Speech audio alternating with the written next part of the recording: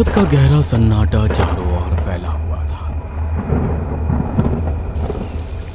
शहर की आबादी से दूर एक सुनसान इलाके में बने पुराने बंगले की पीली रोशनी बार बार टिमटिमा रही थी। उस रोशनी में जैसे कोई बेचैनी छिपी हुई थी, जैसे दीवारें भी किसी अनदेखे डर को अपने भीतर दबाए बैठी थी। बंगले के अंदर डॉक्टर राघव शर्मा अपनी पुरानी लकड़ी की कुर्सी पर बैठे सिगरेट के कश ले रहा था। कमरे में धुएं की एक भारी परत फैल गई थी। आज ना जाने क्यों उसके दिल में एक अजीब सी घबराहट उठ रही थी। यह घबराहट बिना कारण नहीं लग रही थी, जैसे कोई अनदेखी आहट धीरे धीरे उनकी ओर बढ़ रही थी। डॉक्टर राघव का स्वभाव बहुत विचित्र था। वो लोगों से मिलना पसंद तो करता था, लेकिन किसी से ज्यादा बातचीत करना उसे कभी अच्छा नहीं लगा। अकेलापन ही उसका सबसे पुराना साथी बन चुका था। लोग अक्सर उनके बारे में कहा करते हैं कि डॉक्टर राघव को लाशों के साथ रहने की आदत हो गई है और लाशों का पोस्टमार्टम करते करते उनका दिल पत्थर का हो गया। राघव शर्मा सिटी हॉस्पिटल के मालिक और पोस्टमार्टम डॉक्टर था। मौत उनके लिए कोई रहस्य नहीं रही थी, बल्कि रोज की आदत बन चुकी थी। डॉक्टर राघव दीवार पर लगी पुरानी घड़ी को लगातार देख रहा था। घड़ी की टिक टिक कमरे में किसी अजीब चेतावनी की तरह गूंज रही थी। तभी अचानक फोन की तेज घंटी ने कमरे की खामोशी को चीर दिया। उस आवाज ने जैसे पूरे कमरे के सन्नाटे को हिला दिया था। डॉक्टर साहब, मैं महेश बोल रहा हूँ। एक डेड बॉडी आई है, उसका पोस्टमार्टम होना है। मैं अभी आता हूँ। इतना कहकर डॉक्टर राघव ने फोन काट दिया। उसने धीरे से अपनी सिगरेट बुझाई और दीवार पर टंगे अपने गंदे कोट को उतार कर पहन लिया। ऐसा लग रहा था जैसे वो कोट काफी समय से धुला नहीं था।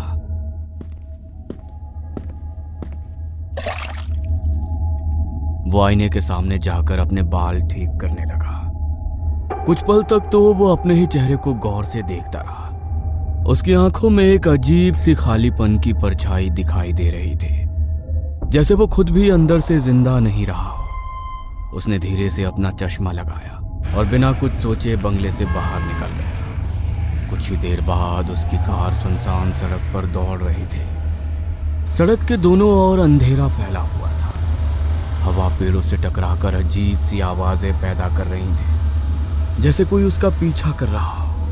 सिटी हॉस्पिटल शहर के किनारे बना एक पुराना और खामोश अस्पताल था। उसकी दीवारों पर सीलन की मोटी परत जम चुकी थी। लंबी अंधेरी गलियों में टंगी पीली लाइटें बार बार टिमटिमा रही थी। ऐसा लगता था जैसे यह अस्पताल सिर्फ बीमारों का नहीं, बल्कि अधूरी मौतों का घर बन चुका था। कहा जाता था कि रात के समय इस अस्पताल की दीवारों के बीच अजीब आवाजें सुनाई देती थी, जैसे कोई अब भी यहां से जाने को तैयार ना हो। अस्पताल के बाहर ही महेश खड़ा उनका इंतजार कर रहा था।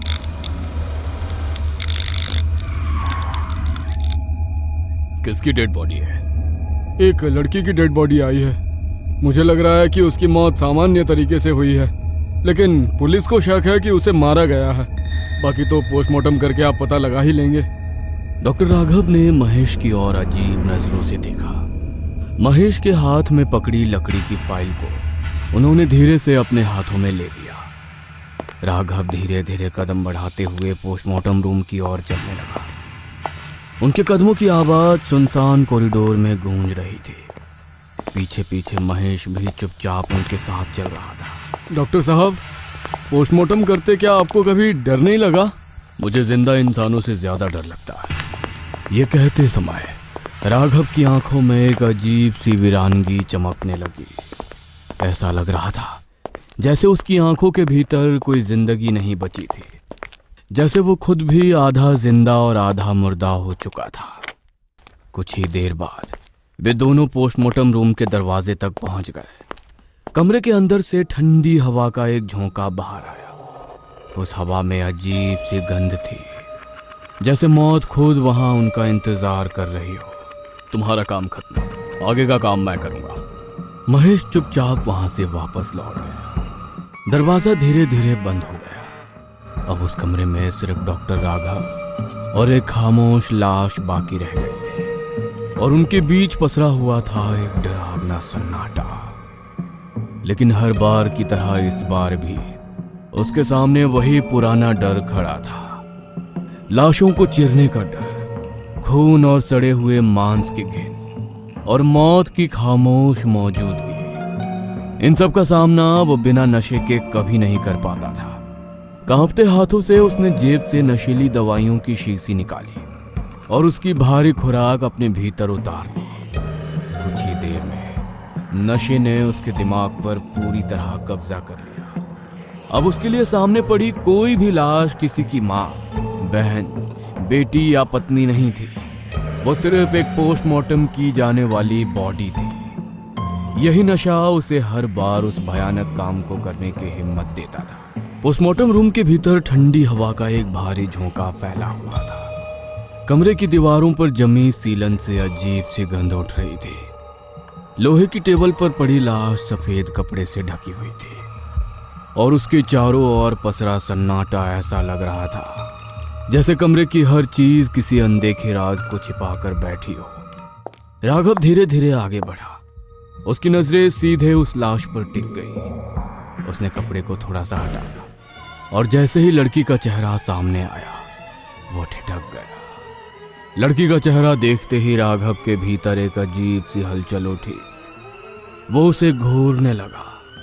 उसकी आंखों में बेचैनी उतरने लगी। ना जाने क्यों मुझे ऐसा लग रहा है जैसे कि मैंने इस लड़की को कहीं देखा है, जैसे मैं इसे जानता हूं। कुछ पल तक राघव उसी तरह उसे घूरता रहा।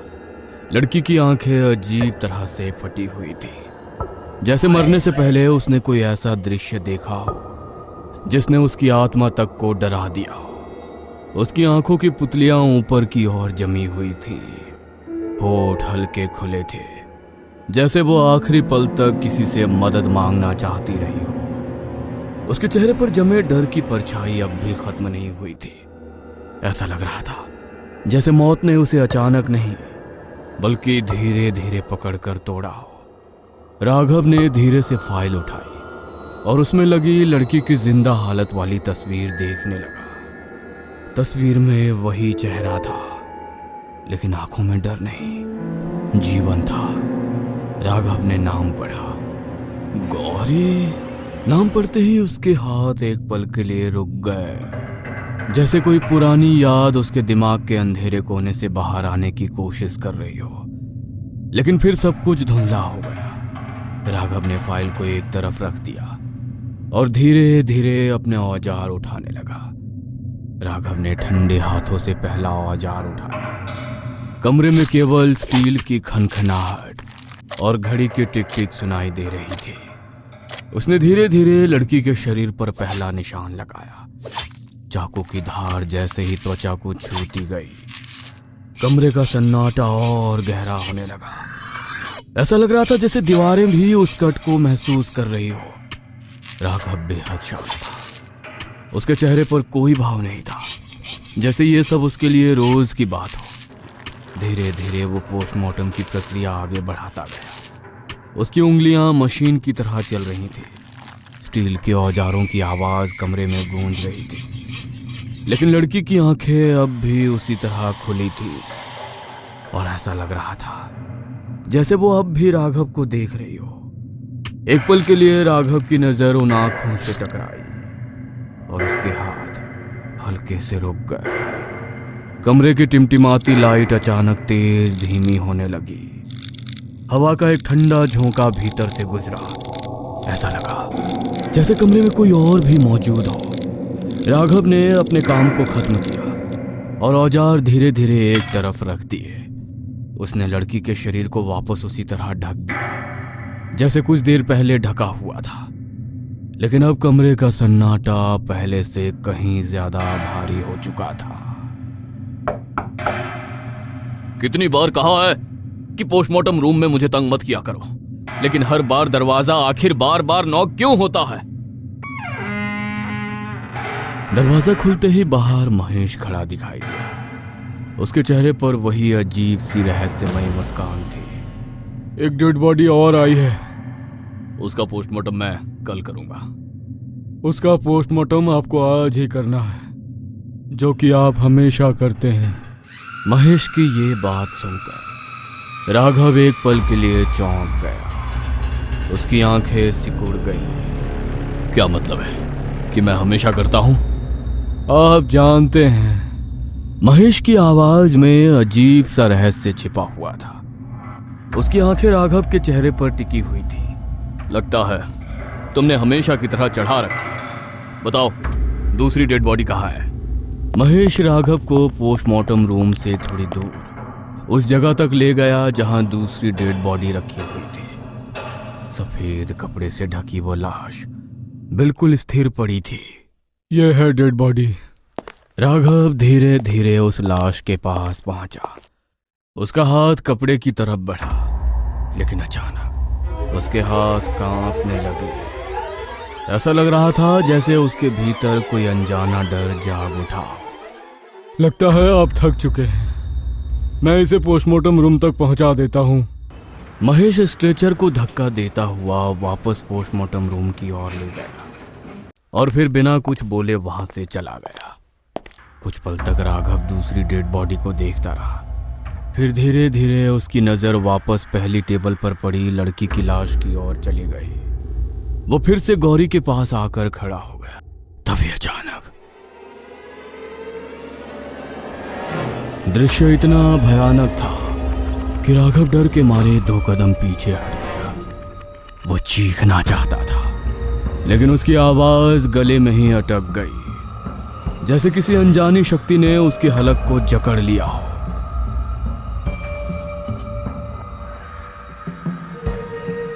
और खुली हुई आंखें सीधे राघव को घूर रही थी। क्या हुआ? क्या मुझे तुमने पहचाना नहीं? राघव जमीन पर गिर पड़ा। वो अपनी आंखें मलते हुए खुद को संभालने की कोशिश करते हुए बोला, नहीं नहीं, ये सच नहीं हो सकता। लगता है मैं बहुत थक गया हूं। शायद थकान की वजह से मुझे वहम हो रहा है। लेकिन तभी गौरी धीरे धीरे टेबल से नीचे उतर आई। उसके कदमों की आवाज कमरे में गूंजने लगी। हर कदम के साथ कमरे की हवा और ठंडी होती जा रही थी। अपने पाप को याद करो राघव। यह आवाज सुनते ही राघव के सिर में तेज चक्कर घूमने लगे। उसकी आंखों के सामने अंधेरा छाने लगा। कुछ ही पलों में उसका शरीर ढीला पड़ गया और वो बेहोशी की गहरी खाई में गिरता चला गया। बेहोशी की गहराइयों में गिरते हुए राघव की चेतना जैसे किसी अंधे कुएं में उतरने लगी। उसके सामने धुंधली धुंधली तस्वीरें तैरने लगी, आवाजें टूटने लगी, चेहरे उभरने लगे और धीरे धीरे सब कुछ साफ होने लगा और स्मृतियां उसे पीछे खींच ले गई।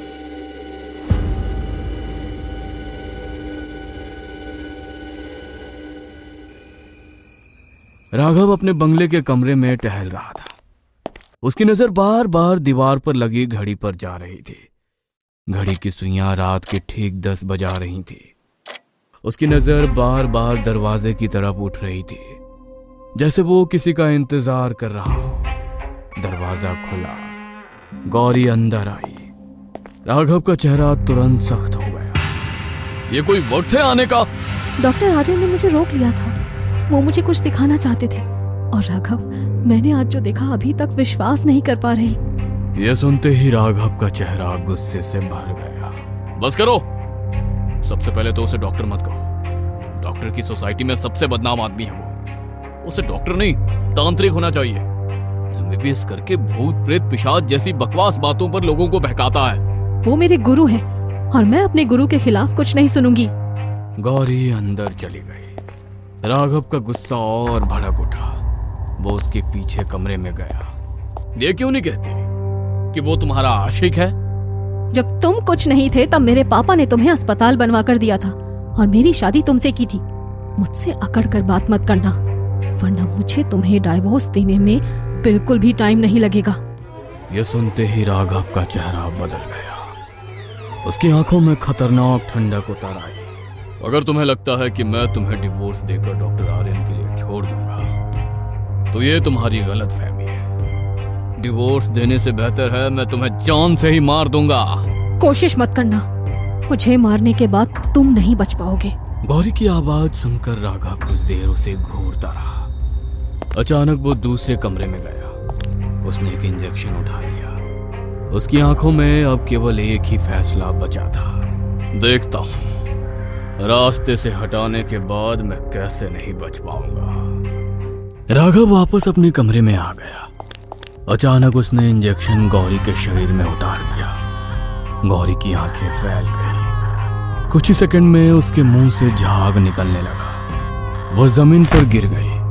उसकी फटी आंखें आखिरी बार राघव को घूरती रही और फिर उसकी सांस रुक गई।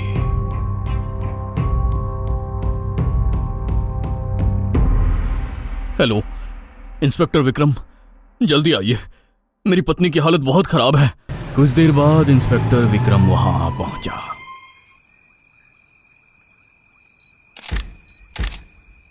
आपकी वाइफ की मौत कैसे हुई?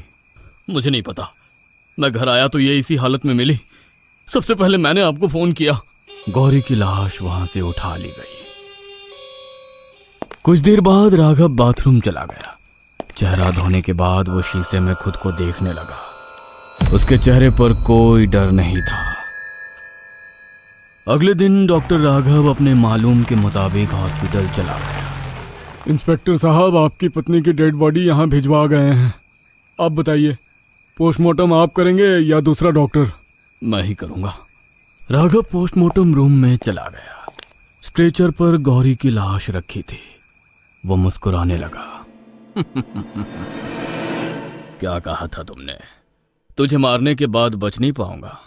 तुम तो बहुत दूर चली गई हो गौरी। कुछ दिनों बाद मैं तुम्हारी जैसी दूसरी लड़की से शादी कर लूंगा। तुम नरक में जलती रहना।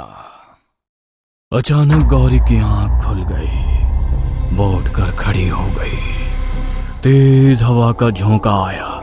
दरवाजा जोर से बंद हो गया। राघव जमीन पर गिर गया।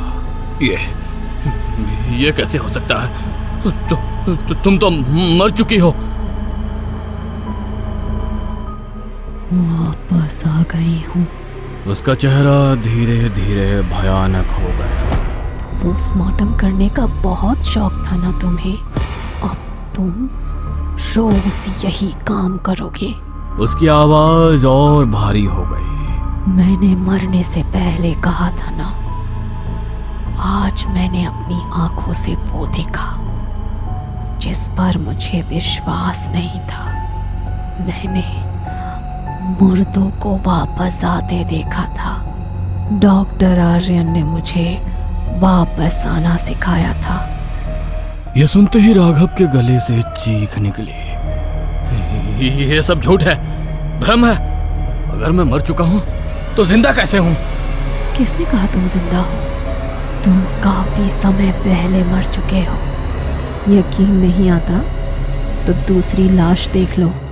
राघव कांपते कदमों से दूसरी लाश की तरफ बढ़ा। उसने धीरे धीरे कपड़ा हटाया और जो उसने देखा उसे देखकर उसकी रूह कांप गई। वो खुद था। उसकी अपनी लाश, फटी आंखें, जमा हुआ डर। तुम्हारे मरने के बाद महेश भी मर गया था।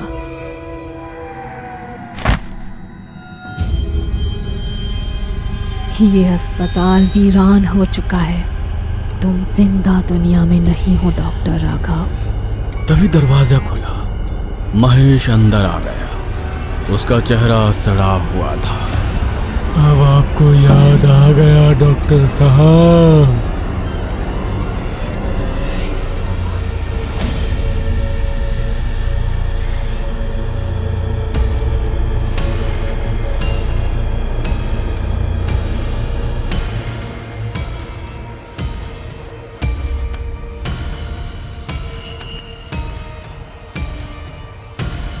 कुछ घंटों बाद राघव की आंख खुल गई।